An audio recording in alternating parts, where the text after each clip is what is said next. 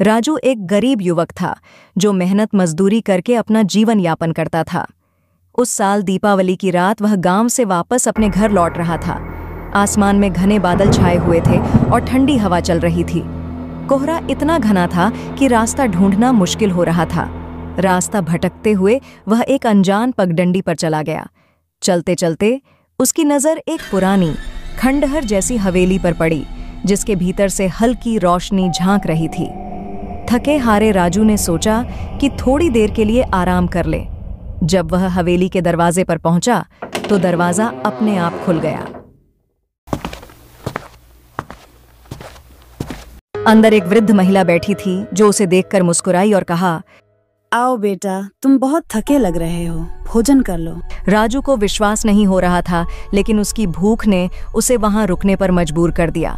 महिला ने उसे गर्मा-गर्म भोजन परोसा, जिसकी सुगंध ने उसकी सारी थकान मिटा दी। राजू ने भरपेट भोजन किया और महिला का धन्यवाद किया।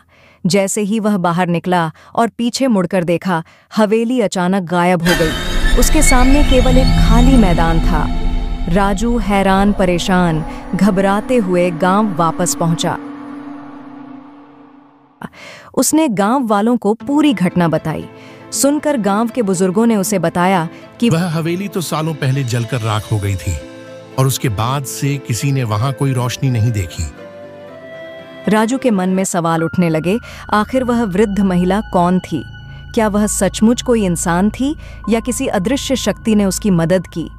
उसे लगने लगा कि उस रात जब उसके पास कुछ नहीं था, किसी अनजान देवदूत ने उसकी मदद की थी। उस रात की घटना ने राजू के दिल में गहरे प्रभाव छोड़े। उसने महसूस किया कि दिवाली केवल रोशनी का त्योहार नहीं, बल्कि चमत्कारों और दया की कहानी भी है। अब हर साल दीपावली पर वह उस अनजान महिला के लिए एक दिया जलाता है जो उसकी भूख मिटाने आई थी।